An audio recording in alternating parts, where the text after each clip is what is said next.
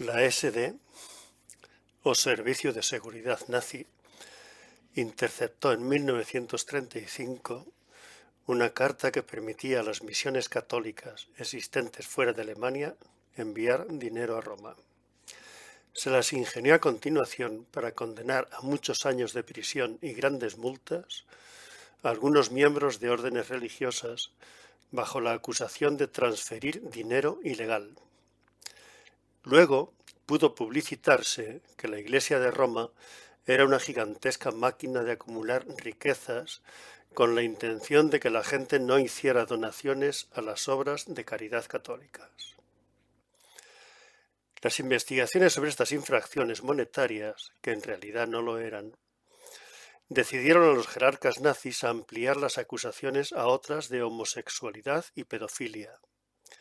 Como consecuencia de ello, hubo en 1936 270 procesos por estos supuestos delitos.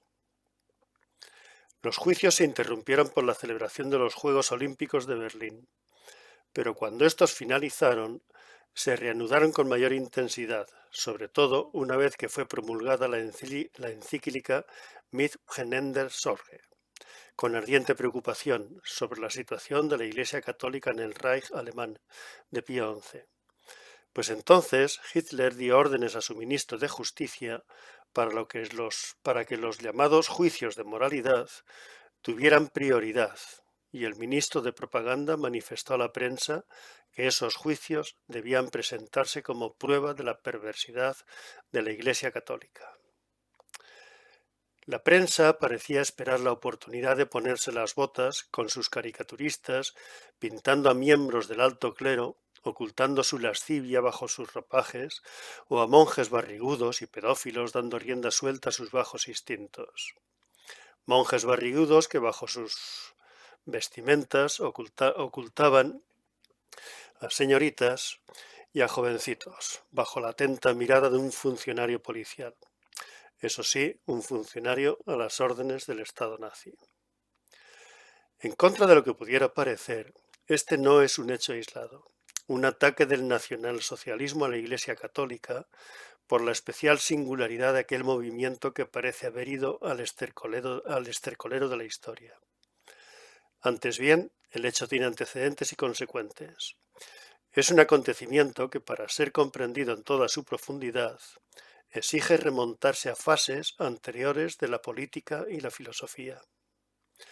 La actitud que originó el hecho comenzó de manera evidente cuando la idea de cultura adquirió carta de naturaleza en el mundo político, de la mano de Otto von Bismarck, apodado el Canciller de Hierro, artífice de la unificación alemana en el siglo XIX.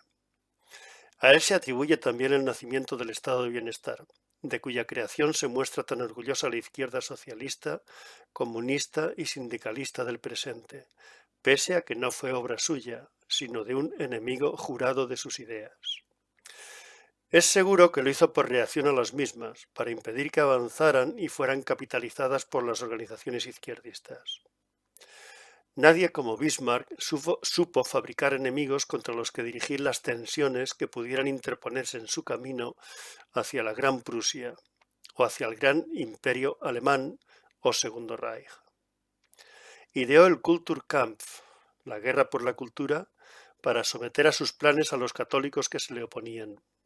Ya se sabe, la defensa de lo nuestro, de lo genuinamente alemán, como si el catolicismo no fuera alemán, que está siendo deteriorado, atacado, destruido, etc., por gentes de fuera, por el Vaticano en este caso. Fue la cultura contra el catolicismo. Este proceso es ya conocido. Donde asciende el culto a lo nuestro, desciende el culto católico. El hedor del rebaño, en la dehesa, sofoca la fragancia del buen perfume. El éxito de Bismarck no fue pequeño. El recurso a la cultura, a lo nuestro, siempre ha sido una palanca muy eficaz para poner en pie de guerra a la multitud. Bismarck debe ser incluido solo por esto entre los fundadores de los fantasmas actuales. Hitler, la encarnación del pueblo alemán y su cultura, según palabras de Rudolf Hess, su lugarteniente, en el Congreso del Partido Nacional Socialista de Nuremberg, el año 1924, fue un digno sucesor suyo. Solo que fue mucho más allá que él, pues intentó destruir físicamente todo lo ajeno. Bismarck no llegó a tanto. Su proyecto de Estado del Bienestar, que tenía como finalidad que los individuos dependieran del Estado, también fue exitoso. Lo puso en práctica para batir a otros enemigos, los socialistas, en su propio terreno. Logró que el Parlamento dictara una buena batería de leyes contra ellos, incluyendo en tales leyes la necesidad de construir un fondo por medio de las contribuciones obligatorias de patronos y obreros para defender a estos últimos de la enfermedad, los accidentes y la vejez. Nunca se había dado ese paternalismo estatal. Antes se habían ocupado de ello las órdenes religiosas, después los ayuntamientos y otras instituciones. La idea de Bismarck presentaba la beneficencia como un contrato de seguro, pero no lo era, pues carecía de una relación directa entre las primas pagadas y la asistencia recibida. No fueron pues los socialistas los que instauraron las medidas públicas de socorro a las clases desfavorecidas, sino sus enemigos, los conservadores y liberales. Bismarck fue solo el comienzo. El paternalismo estatal que él inauguró tuvo su réplica en España con el gobierno del conservador Francisco Silvela, que creó en 1902 el Instituto de Reformas Sociales, seguramente influido por el ideario de la Rerum Novarum de León XIII, promulgada el año 1891. En quien sí tuvo una gran influencia esta encíclica fue en Eduardo Dato, que luchó por la justicia social, un concepto introducido por él en la ideología política española. El liberal Santiago Alba dio cuerpo a estas ideas en su plan de desarrollo, y así sucesivamente. En Estados Unidos habría de ser Roosevelt quien introdujera estas reformas, que recibieron el nombre de New Deal o Nuevo Acuerdo.